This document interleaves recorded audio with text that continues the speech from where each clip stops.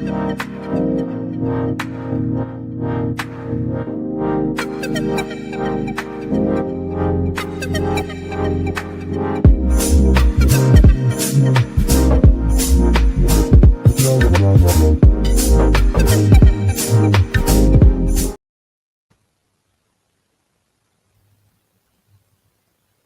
morning, and thank you for joining us today. My name is Anlu Kiewe. I'm an economic policy analyst and research coordinator at the Institute of Race Relations, or better known as the IRR.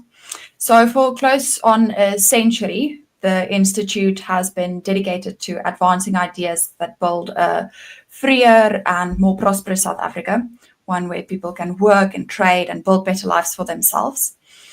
The Institute's work has always been rooted in this belief that policy matters and that sound ideas can really shift the direction of a country. And it's exactly that belief that underpins this discussion and webinar that we have today. We're here to look at investment and how South Africa's investment has stalled.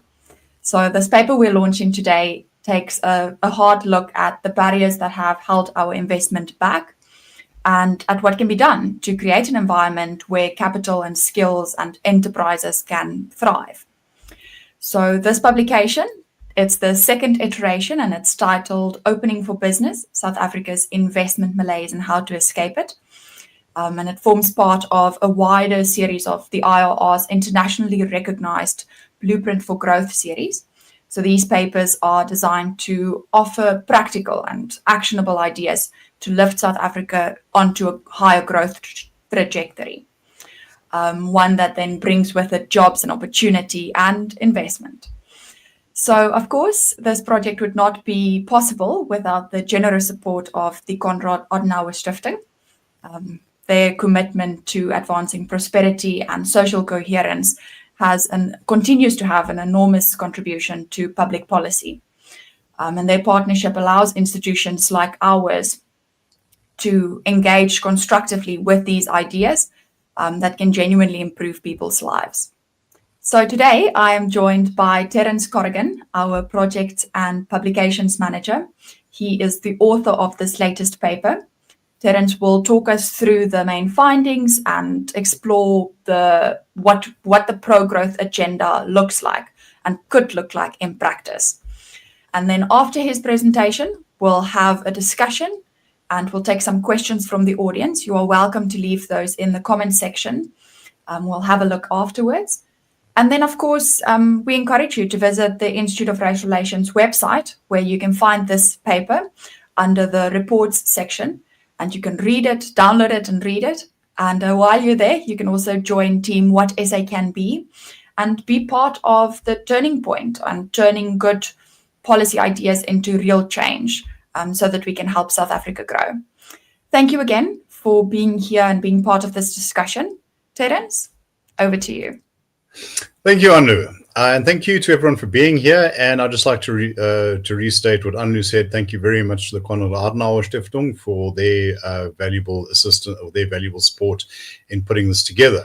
I would just like to correct Anlu on one small point that which said that I am the author. This would not have been possible without the invaluable support that she gave in some of the research and drafting work, and also the team behind the scenes, people like Mbali, our intrepid typesetter and general kind of seminar coordinator, who has spent many frustrating hours trying to get into shape. So thank you to all of them. South Africa is open for business. It's a phrase we've been hearing since the 1990s. It conjures up images of South Africa as a commercial and industrial hub where everything is possible.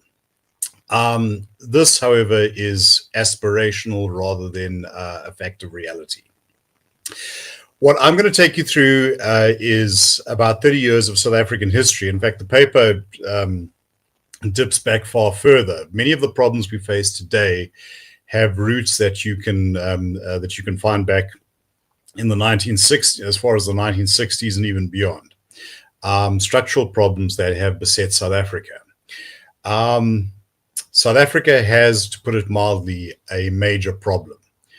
However, I do think that there is no need to despair, because South Africa could be a success story if we make a few far-reaching but relatively simple adjustments and concessions to reality. So, first, I'm going to talk you through what I call the South African malaise. Secondly, have a look at investment in South Africa, and then the concept of South Africa's three ages to understand post-apartheid South Africa, 1994 to 2023, 24, 25. Following which, we'll have a look at the XA policy pyramid, which is a very interesting schematic put out by XA Trade Advisors, which I think is a wonderful conceptual tool for understanding the way in which an economy functions. And we use this as a tool to sort of explain what has gone wrong in the investment environment. These are expressed in three sections: foundations, value adders, and drivers, which we'll get to, and then 5 paths to rehabilitating South Africa's investment environment.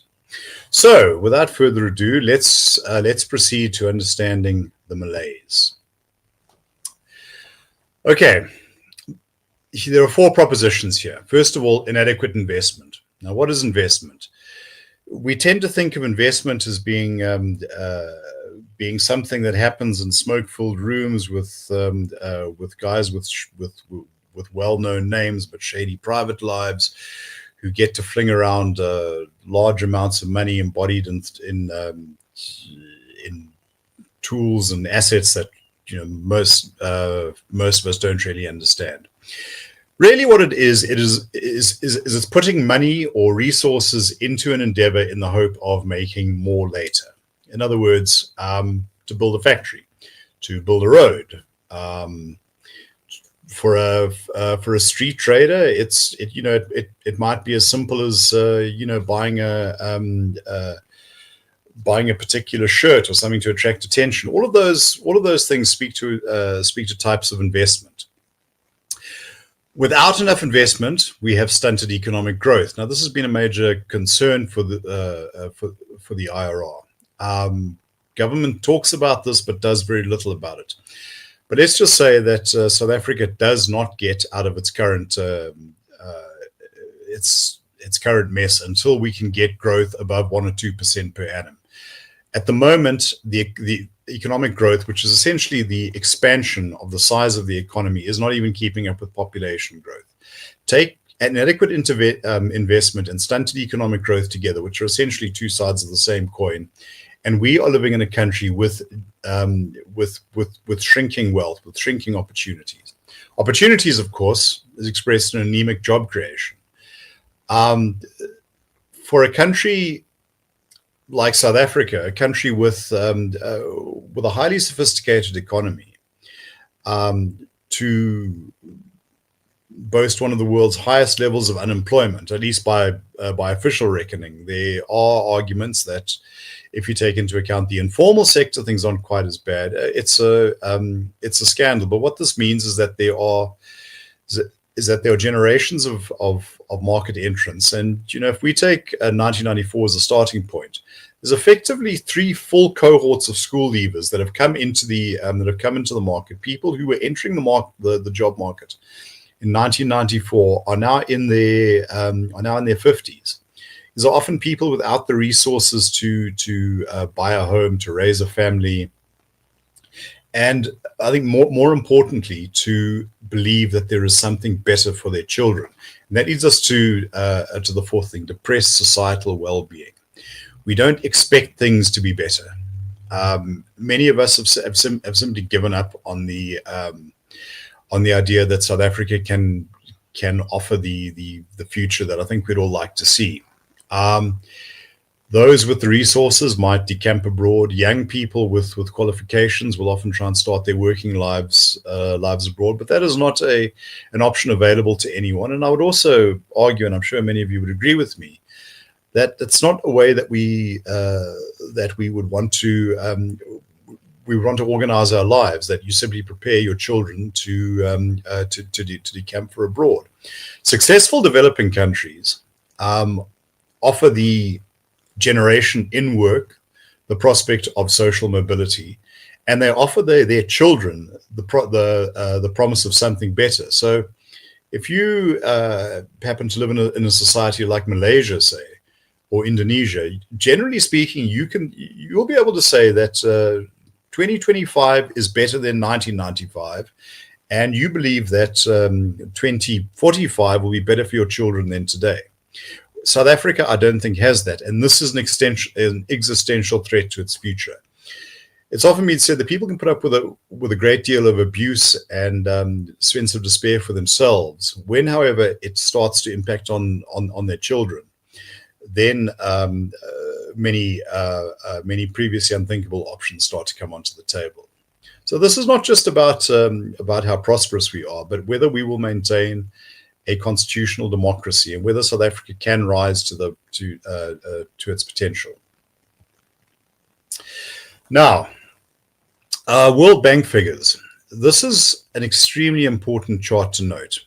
It shows South Africa ranked alongside the aggregates of low-income, middle-income, and high-income countries for a period of just over 30 years, going back to 1990. Well, why 1990? Well, first of all, because that's the information that's available. But also, the late 1980s, early 1990s have been described as the kind of beginnings of modern globalization. The world stopped being seen as a collection of localized markets, and one in which the global market was integrating. Now, this has come with fits and starts, and with good and bad consequences. But if you look at that line at the top, those are middle-income countries. They have been far and away the biggest winners. Back in 1990, the aggregate level of investment for middle-income countries was around 27-28% of GDP. So in other words, about a quarter of everything that was being spent in the country was being spent on creating something new. And that was roughly the same as high-income countries. So in other words, your Malaysias and your USAs were spending more or less the same. However, as the world became more joined up and more integrated, you see what happens. Middle-income countries become far more attractive places to operate in. High-income and middle-income countries track together at about 25% until the end of the decade, and then it's just a gallop ahead. The aggregate level of investment for middle-income countries now is about 35%. So in other words, more than a third of what is being spent in the average middle-income economy is being spent on creating opportunities for future wealth creation. You see a decrease in amongst the high income, and that's actually not unexpected, because once you have a certain level of capital, a certain level of development, there's a limit to what more is going to be put in, and those countries tend to go into consumption and do a lot of their investment abroad. Look towards the end, you will see low income countries. Now, these are your Zambias and your Tanzanias and whatnot. Now, data was very sparse, but when it started to be recorded around 2010, you notice that it starts to go up. Now, it's difficult to do business in a low-income country. Many of the enabling factors are not there, but nonetheless, they've been able to at least outstrip the high-income countries for the most part. At the bottom in light blue is South Africa. South Africa is a middle-income country, so it is, as far as calculations of the aggregates go, part of that upper level trend.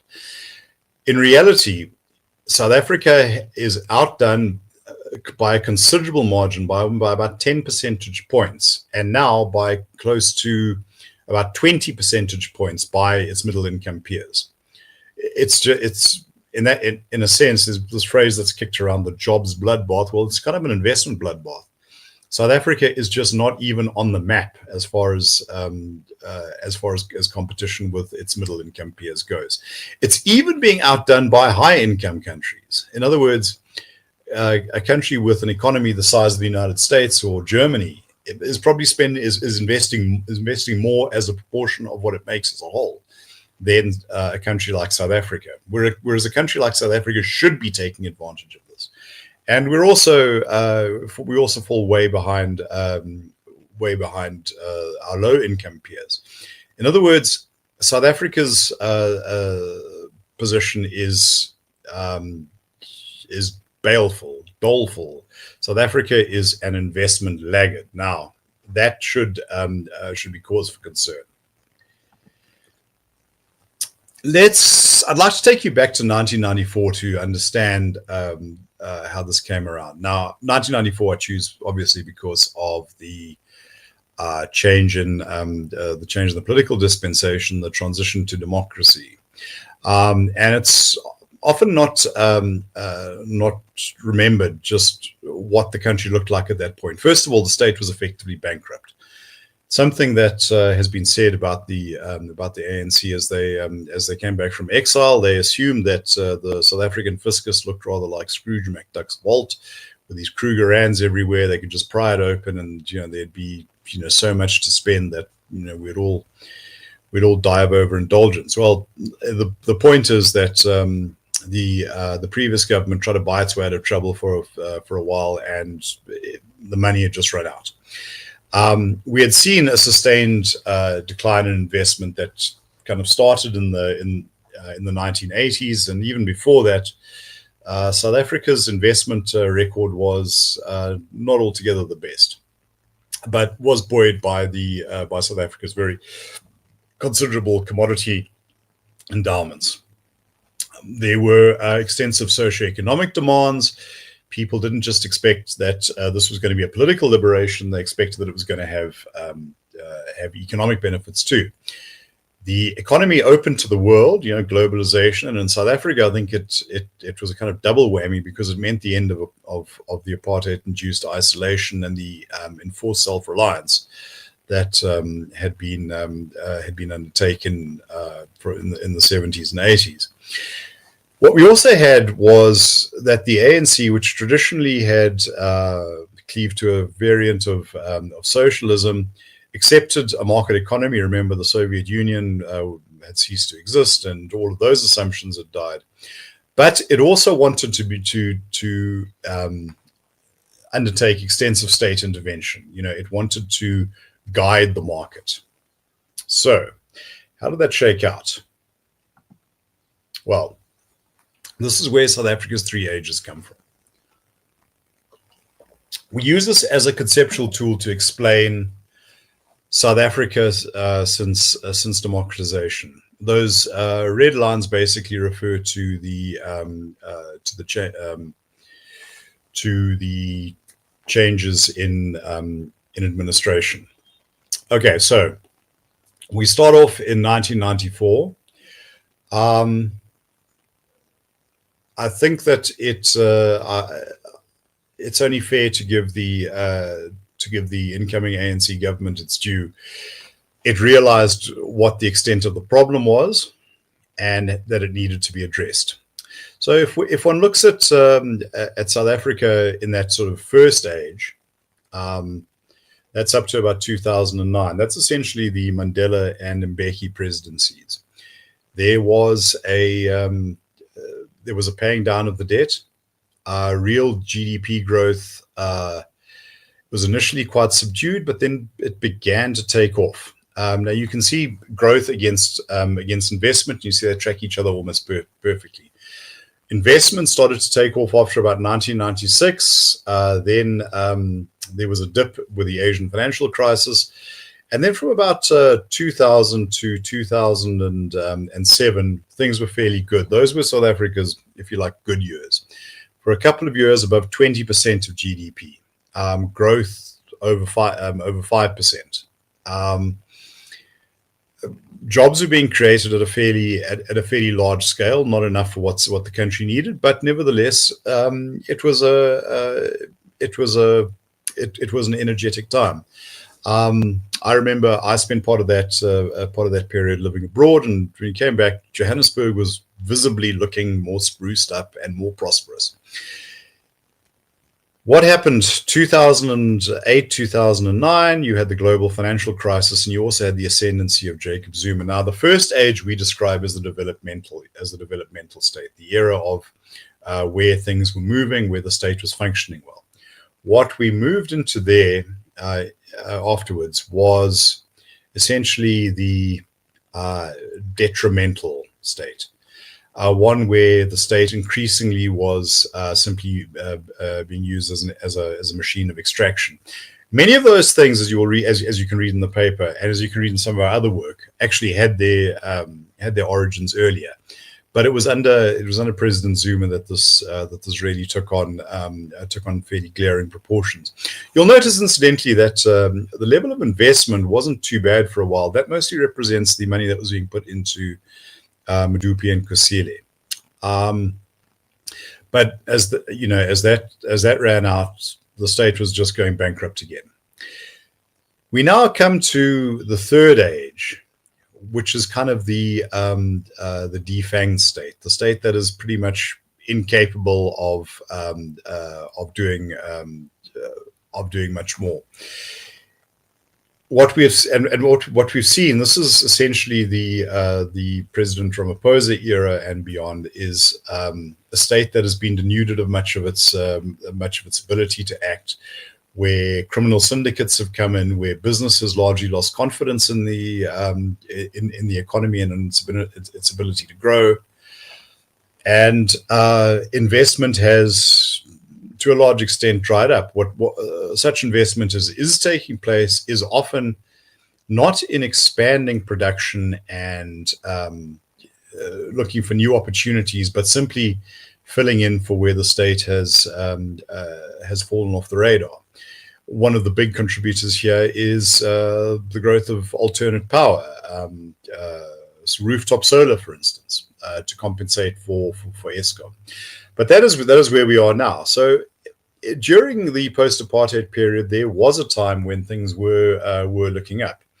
But essentially, after that, after the global crisis and the political change, things just never really recovered. So what has gone wrong? Well, this is where the XA policy pyramid comes in.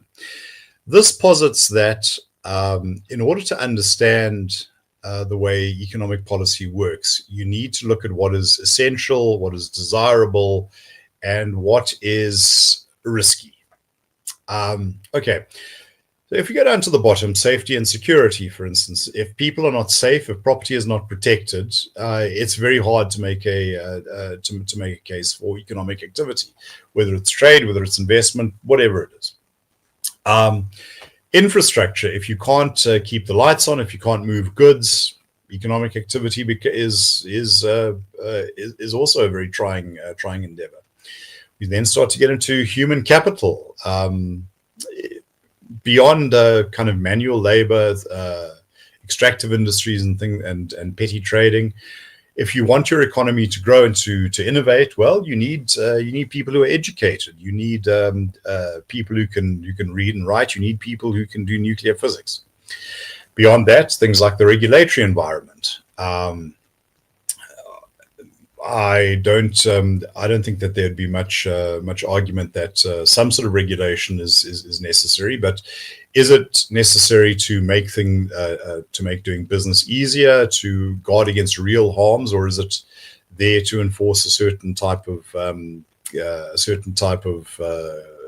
malicious compliance? Sometimes this can be weaponized. A regulatory environment may speak to an era that no longer exists. It's one of the great things about modern technology, that much that you needed to stand in a queue to fill out a form for, you might now be able to do online, etc. So is your regulatory environment conducive? And then knowledge. Do your policymakers, your bureaucrats, etc., understand how all of these things fit together? This is an important one. Markets, in a sense, calculate things on the basis of supply and demand. They imbibe the knowledge that brings. If there isn't a great deal of commodity X, but there's a lot of demand for it, well, then the price rises. If there's a great deal but not enough, but not much demand, well, the price is going to fall. Now, the political principles overseeing an economy, in other words, your government, invariably they are dealing with the limitations of being human beings. They don't always know all the facts. They may have a distorted view of the world because of lobbying or because of ideological predispositions. And the way this is normally dealt with in most societies is that if they mishandle it, they are then voted out. That's the ultimate kind of control mechanism. In South Africa, that hasn't happened. So knowledge has been a very, very important and I think poorly understood area of our economic system. And in the top, you have what XA calls heartbreak hotel. Why is this important? Well, these are picking winners, prioritizing sectors. Where do you put the subsidies in? Where are you trying to open up opportunities abroad? This is the terrain of what is called in much of the academic parlance the developmental state, the sort of East Asian tigers that could identify whether it was textiles or whether it was flat screen TVs or whether it was microchips, where government officials really understood these things very, very intimately, had close relations with business, and were able to push them on. However, get this wrong, or try to implement it with an inadequate knowledge base, and you can end up doing an enormous amount of harm. Hence, heartbreak hotel. So we divide these things into three groups. The first is what we call the foundations, or good enough governance. Can you sort of get things done? It may not be great, it may be corruption, but the trucks can roll, can drive, the trains can roll. You're generally not going to risk your life by going to work. The second group are the value adders, or good governance. This is the human capital. Are your schools putting out a high quality of graduates? Is your regulatory environment properly structured? And do your political class and administrators understand the way an economy works? And do they understand, I think probably more importantly, the limits of their own knowledge? Thirdly, then there are the drivers, developmental governance. This is the heartbreak hotel. Do you know enough? Are you sufficiently clued up to actually engage in something like identifying your winners, to deciding that this sector needs to receive state support as opposed to that sector? That we can go from being an also ran on the global stage in this area of the economy to being one of the winners. So now our foundations are not good. According to the World Bank, crime costs South Africa about the equivalent of 9.6% of GDP. So in other words, that's about R1 out of every 10. That's actually about the equivalent of 2/3 of what we're spending as a country on investment itself. That's absolutely horrendous. Now that includes things like direct losses to stocks. That includes damage and vandalism. That includes insurance premiums, etc., etc. There are some things that it doesn't account for, and that's, for instance, the loss to immigration of skilled and entrepreneurial people. We've also seen the rise of organized crime, extortion, trafficking, whether this is in people, whether this is the construction mafias. Basically, the loss of the effective loss of control of the security situation is an almost fatal blow to doing business. South Africa, in a sense, is able to coast on a kind of legacy economy because it's always had islands of excellence. But outside of war zone, South Africa, is probably one of the world's most compromised countries in this respect. Now, it's not. I'd hasten to add, we are not in a war zone, and we have certain advantages that others don't. But this is a major problem. Then, if we go to the infrastructure, failing logistics, water, and energy systems. Although we have seen some improvement through private sector interventions, and there has been some improvement in the electricity supply. But as anybody who has spent time in Gauteng over the last few years knows, we are now starting to see a phenomenon with water that was very familiar with electricity, which is protracted outages. It is possible to live, although not conduct a modern economy, if your energy collapses. It's not possible to even sustain life without water. And then, of course, there's the logistics system, trains. When you're having to put the ores and the products of mining on the back of trucks rather than on trains, you have an enormous problem. And South Africa is in a position where, at times, rail track is literally stolen. And what this means is that there's a corrosion of the foundations and what is called the demodernization of the economy. Things that that a more advanced economy would simply take for granted are kind of being gnawed away as though by rats or mice from underneath. Now, a mining executive whom I spoke to for this project said to me, it's a difficult operating environment. They have to contend with unreliable and costly electricity and must look at mitigation by spending heavily on renewable energy projects. Now, this capital could have been used in mining and operations and projects. Rail services are inadequate, forcing companies to use road transport, but this costs more than rail, and crime imposes further costs. We estimate this runs to about 2.5 billion annually across the sector. That's a large sum of money. Now, just imagine if you could put that 2.5 billion into actually creating value, if for no other reason than for the tax take. The value adders. Okay, now remember I said this is where things start to become more sophisticated. Well, what we saw in South Africa, and this is since the 1990s, is that the government has had an aversion to low-wage employment. South Africans must not work in sweatshops. There was a phrase in the 1990s which the late Tito Mboweni, who was then Minister of Labour, used to throw around: the skills revolution. The problem is that skills revolution never happened, and we don't have the quantum and the quality of skills needed to make that leap into a high productivity, high wage economy. Our educational outputs are dismal. We come right near the bottom of many international indices. I remember reading some years ago that in terms of maths output, we actually do worse than the Palestinians. There's something dreadfully wrong there, and that, by the way, is not a function of not spending enough.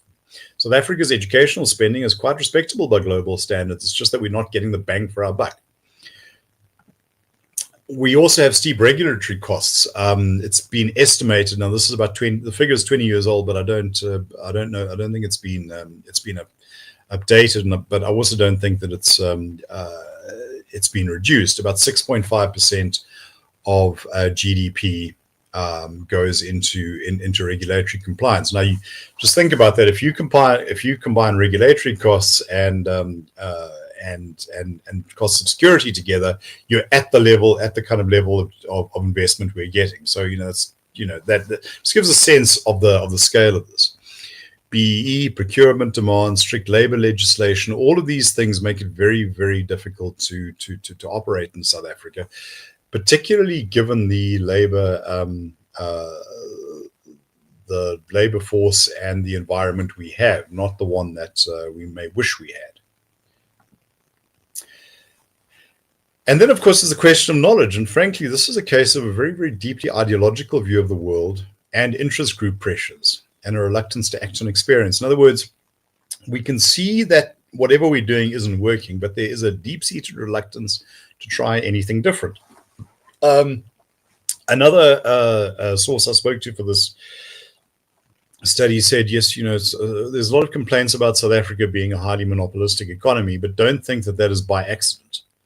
A lot of that has come out of purposeful lobbying and by sympathy for those lobbyists on the part of people of leaders within the political and administrative class. And then, of course, there's also implausible policy and governance positioning. As I said, you must work with what you have rather than what you wish you had. But we've got this idea, which has been also knocking around for about 20 years, of South Africa as a developmental state, rather along the lines of South Korea or Taiwan or Japan. My sardonic response to that is that if the Koreans will give us their civil service, then maybe we can proceed on that basis. But we just do not have the administration to oversee that. And more than that, I think in recent years we've seen South Africa's positioning on the global stage just out of all proportion to any influence it could reasonably hope to wield, but which I think has done a great deal to create problems for itself. So an investment analyst kind of summed this all up. So I would say the single biggest issue is a lack of assurance in the long-term viability of one's investment in South Africa. What I mean by this is that as South African government continues to shoot itself in the foot over and over, whether through counterproductive regulations, BEE corruption, it becomes extremely difficult to make large investments with, for example, a 5 to 10 year return on investment. Such an investment becomes very hard to justify. Profit comes 5 years later, but the government is threatening to expropriate your property next year. Expropriation without compensation. Of course, those of you who are familiar with some of the things that I've engaged in over the years would remember that. You simply, I don't think there's anything more frightening to an investor than hanging the threat of the confiscation of his or her assets in the breeze, and then, but please, by all means, come and we're open for business. The two things simply don't work together. And that's what I say about implausible positioning. So now we get onto the drivers: the capable state, the developmental state, industrial policy, localization. Well, these are all buzzwords that we've heard. Developmental state under President Zuma, capable state under President Ramaphosa, industrial policy for steel or for cars or for whatever it is, about how we're going to become world leaders in this or that, or how we're going to recapture the textile industry, etc., etc., etc. This, I don't think, was ever possible because many of those foundational, those good governance or good enough governance conditions don't exist. But you also have a deficient business-state relationship. In successful developing states, developmental states, there is a lot of crossover between your business leadership and your administrative leadership, particularly administrative, less so your politicians. In other words, they have to understand each other and they have to be able to sort of cut a deal that is mutually beneficial. We just don't have that. And if you want any proof of that, just think of the word white monopoly capital. In other words, the people who, there's this visceral hostility on the part of many people in our political class, which in many respects is indistinct from our administrative system, that, we want to, we want this cooperative relationship, but with the business community for which there is a barely concealed hatred. What this looks like in practice has been described as the subsidy economy. In the case of steel, where there's all sorts of requirements to give scrap to mini mills, state subsidies there, also attempts to tariff ArcelorMittal into continuing, none of which really addresses underlying problems, but just that the steel that South Africa is making is not really competitive. And of course, this is all overlain with weak state capacity, with the baleful influence of ideology, and with effective policy capture. So, in other words, in this part of the equation, among the drivers, South Africa also just is not even in play.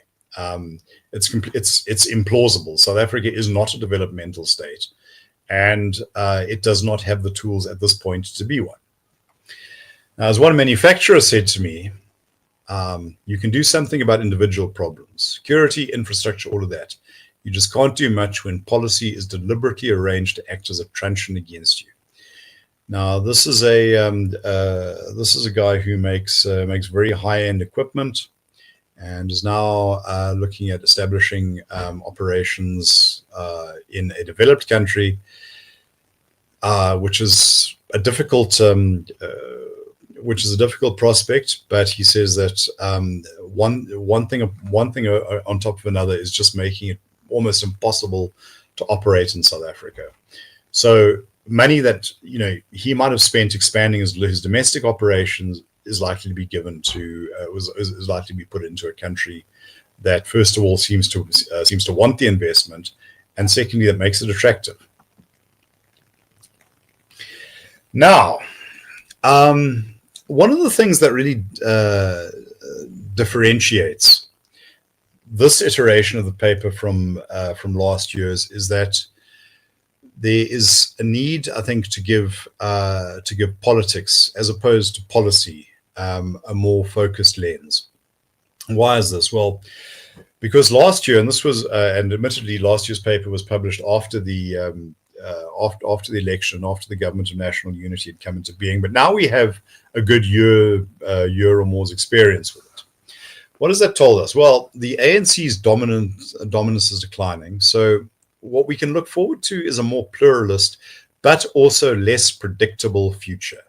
Now, remember that creates opportunities and risks. If you own a business in South Africa, you may by now have resigned yourself to the way things are with the ANC. Perhaps you don't intend to invest because there's just too much bad policy. Looking to the future, well, are you still going to be dealing with the same people? Could it be better? Could it be worse? More pluralist means that I think more voices will now count for something. As I say, risks and opportunities there. The GNU, when it took over, was greeted with hope and support, but now it's become something of a disappointment. Now, what am I saying there? I think that if there was one thing that the GNU stood to do, it was to shift the window on that knowledge space. Remember, among the good governance indicators, to get fresh thinking into government, to get fresh perspectives. Well, I think what has happened, what we've seen, is that although this opportunity was well expected, and by any rational measure should have come to fruition, what has happened is the ANC has resisted very stubbornly, stepping away from its ideology and policy agenda. It's kept control very tightly of most of the economic cluster, so we aren't seeing much movement there. And also what we are seeing is that South Africa's global positioning is complicating its trade and investment relationships. And yes, this is about the United States and Donald Trump. I would say, though, that before one wags one's finger too energetically at President Trump, remember something: that South Africa's governance dysfunction, what we see in Johannesburg and in towns all over the country, is mirrored in its embassies. South Africa has aspired to play a a large role on the global stage, but does not have the capacity. In fact, it's worn that capacity down. The fact that over most of the last year, we haven't had an ambassador in Washington, and we haven't special envoy to America, we discovered to North America subsequently, who can't get to see anyone in the United States, I think just emphasizes this. I don't think at the moment that this has actually had a huge material bearing on South Africa's fortunes, but look down the road. I think it could well, and particularly if the highly ideological track of our foreign policy prevails. I think South Africa could well end up in many problems of its own making. So how do we get back on track? Well, there's a 5-point plan, really. And essentially, it starts with recognition and then with choices. First of all, you've got to understand that investment is necessary. This idea that investment is some sort of dirty word. I remember once speaking to an activist who kept on referring to infestors. Well, by all means, despise infestors all you want, but without them, things aren't likely to turn around. It's needed from the public sector, from the private sector, in large amounts and in modest amounts, and your environment has to cater for that. As I say, this is not just about fund managers in London and New York. This is also about small traders in Mafolo. Investment will be attracted to an environment in which there are reasonable and realizable prospects for returns. The idea that you are not going to make that you put money in the hope of getting more out is a truism. Can you do that in South Africa? Well, not if you're worried about all your stock being stolen. Not if your freezers full of meat can break down and go rotten because there's no power supply. These things matter, and they will not be compensated by an investment conference or by a sort of brand SA roadshow, which is really what it means to say South Africa is at present not an attractive option for investors. There are certain things we have, but many of the essentials are now lacking, and you can't achieve everything at once. So prioritize things. I would say go for the go especially for those foundations, and realize there is no substitute for evidence and policy making, and this applies without qualification to attracting investment. Are we doing things that make South Africa an attractive place to put money? And this should be front of mind. For instance, when there is discussion about levying fines of 10% of turnover on firms that fail to meet racially mandated racial quotas. The reality is that for many firms, 10% of turnover would mean their end. They would not be able to survive that. Your profit margin is probably about might be 3%, and I seriously wonder just how cognizant of these realities many of those in charge of our economic systems are. So change the attitudes and change the choices. Now, if you look at the paper, you will see this in more detail. 5 steps: get governance in order, rebuild and fortify South Africa's economic foundations, enhance the stock and pipelines of human capital, reform and simplify the policy and regulatory environment. If somebody wants to do business in South Africa, that is an inherent good. Any demands on that need to be weighed very carefully, and then reset the government-business relationship. And with that, thank you very much. And if there are any questions, I'd be very happy to field them. Once again, I would just like to ask everyone, please head over to our website, download the paper, and give it a read through. Excellent. Thank you, Terence. That was a very insightful presentation. And I think you gave us a very clear look at how our investment shortfall ties back to state capacity and the policy environment, and again, just the kind of economy that we are building. So we'll open the floor for discussions. We encourage you to leave any questions in the Q&A or the comment section. We'll get through as many of those as possible. But let's start with something that stood out to me in your value adders section, Terence. So you touched on what you called the aversion to low wage employment. And you also mentioned that we have very poor education outcomes by international standards. Yes. At the same time, we know from institute polling, years of institute polling, that employment is a top priority for all South Africans. And my sense of it, at least, is that we have some very good, high quality, top tier private education institutions. And South Africa still trains a lot of good people. So it seems to me that the problem does not come in necessarily on the education side, but perhaps on the labor market side. Because we still see so many of these high quality people leaving the country. I'm interested to hear your perspective on what would keep these skills, these high quality human capital in the country. Why are they leaving? How do we keep them here? And where should we look to actually understand why they are leaving? Do they have a lack of confidence that they can get something here, or their lack of incentives? How do we, what's your take on this? There are a number of things. I think, first of all, those high-end skills are in short supply in South Africa. There's also, I think, a sense that, and this is why you need that education system to function better as a whole.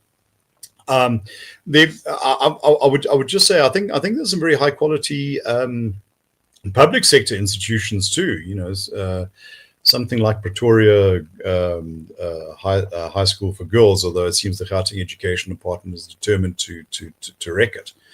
You know, Parktown Boys, etc., etc., etc. Point is, a problem that a lot of developing countries do have is that is that you can often achieve a step change in your quality of life by moving from your country to an equivalent position in a developed country. There's just this, like, call it a massive context lift.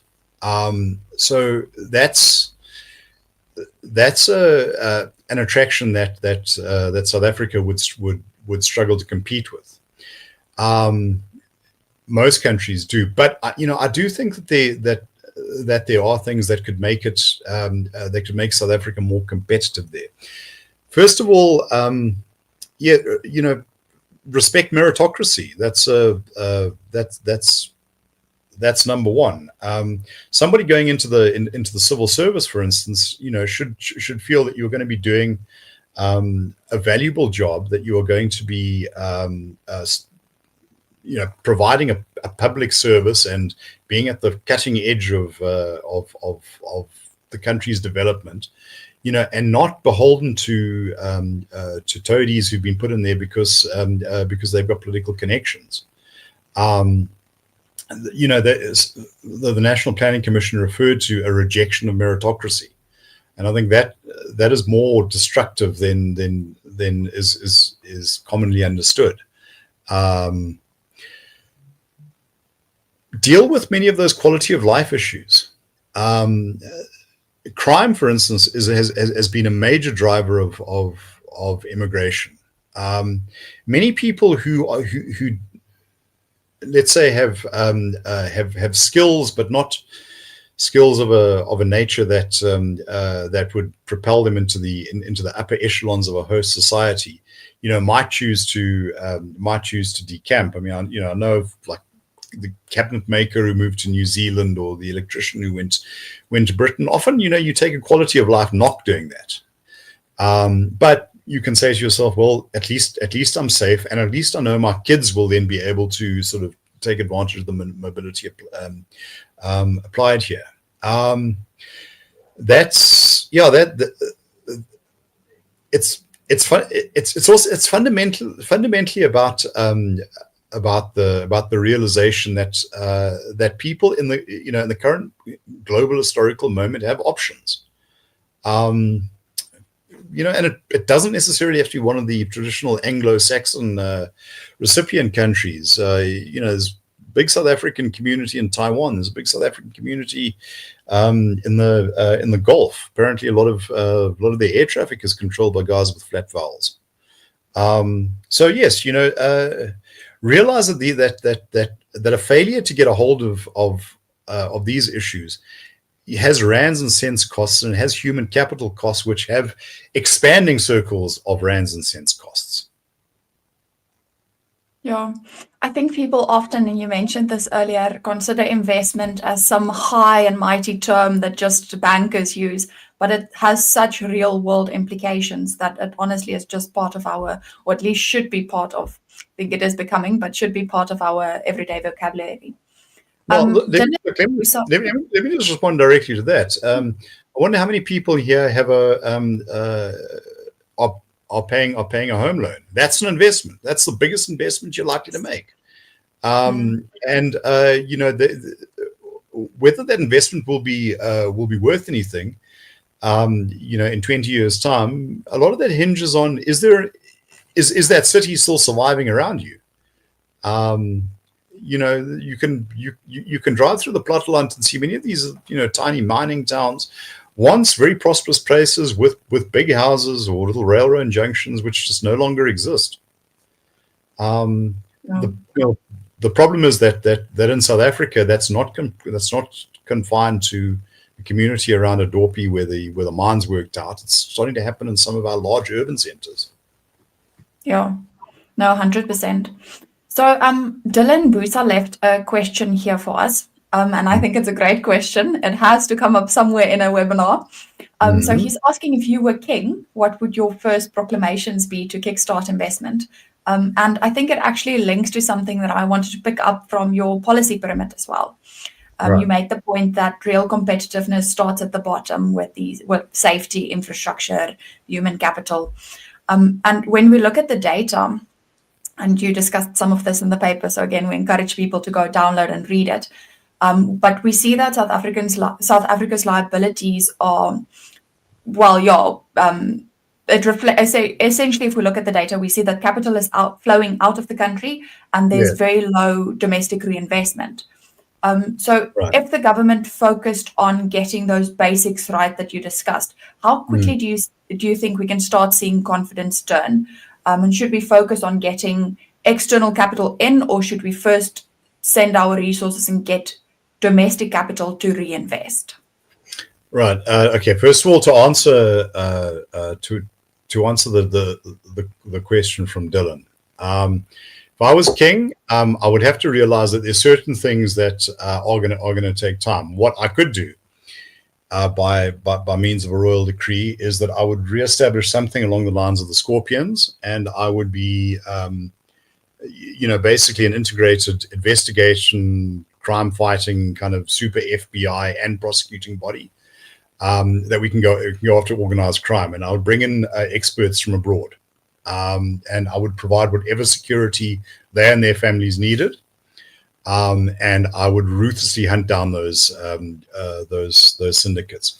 Second thing is that I would abolish preferences in favor of value for money, with some concessions I think made for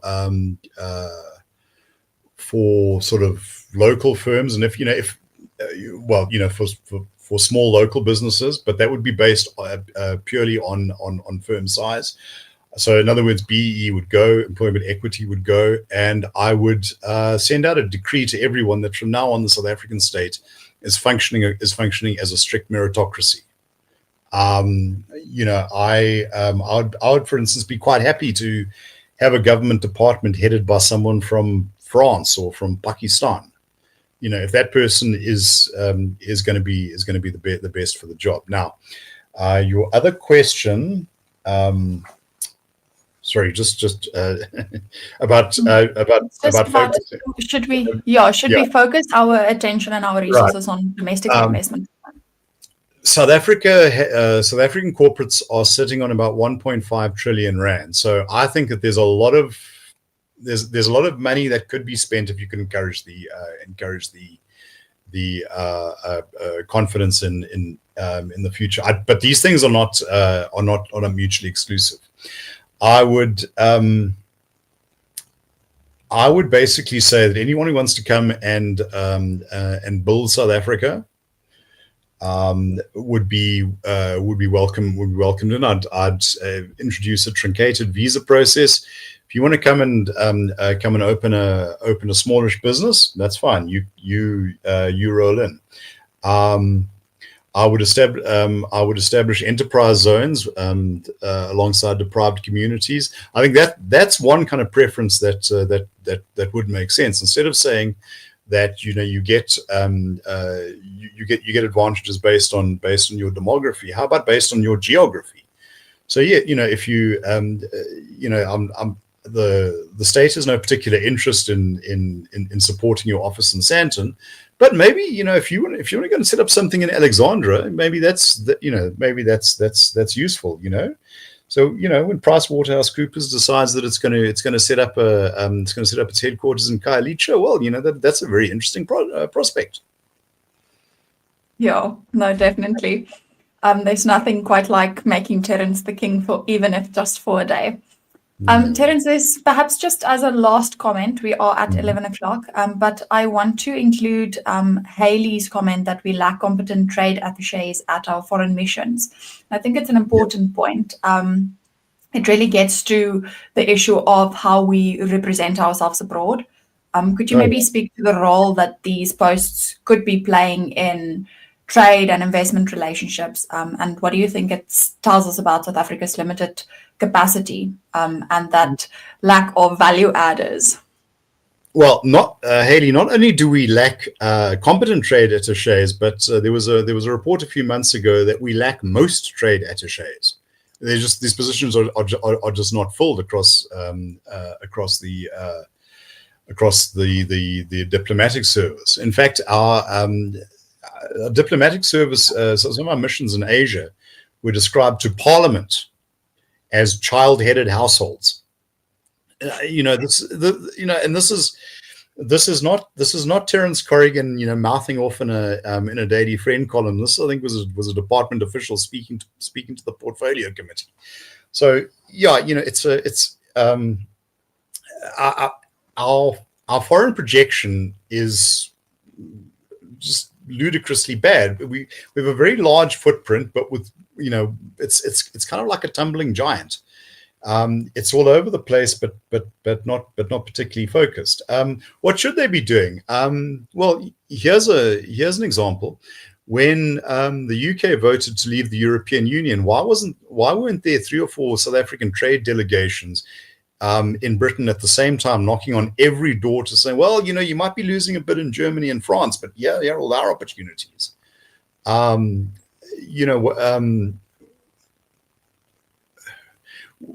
Why is it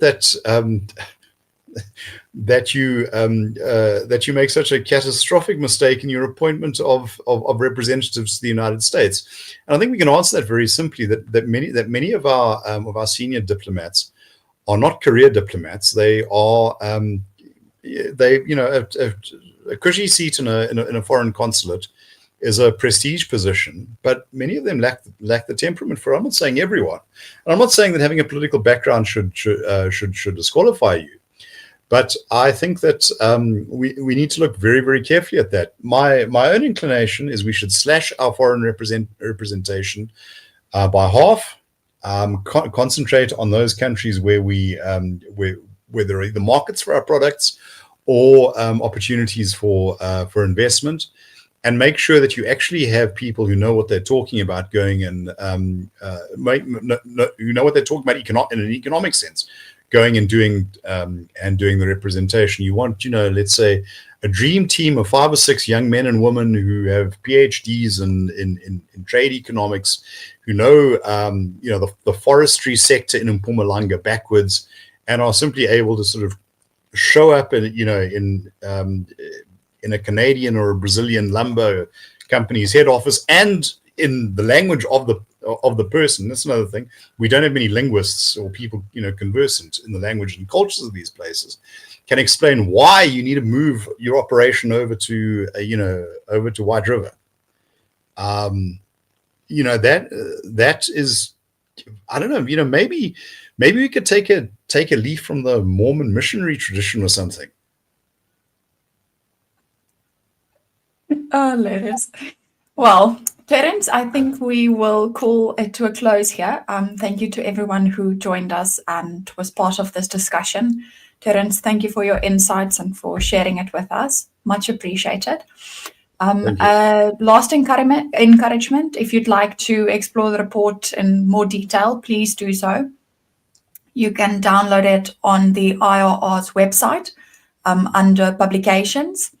And if you'd like to support the kind of work that makes these discussions possible, you can also sign up for our What SA Can Be campaign and be part of taking these ideas further and building South Africa into what SA can be. Have a great day, and thank you once again for spending the morning with us. Bye.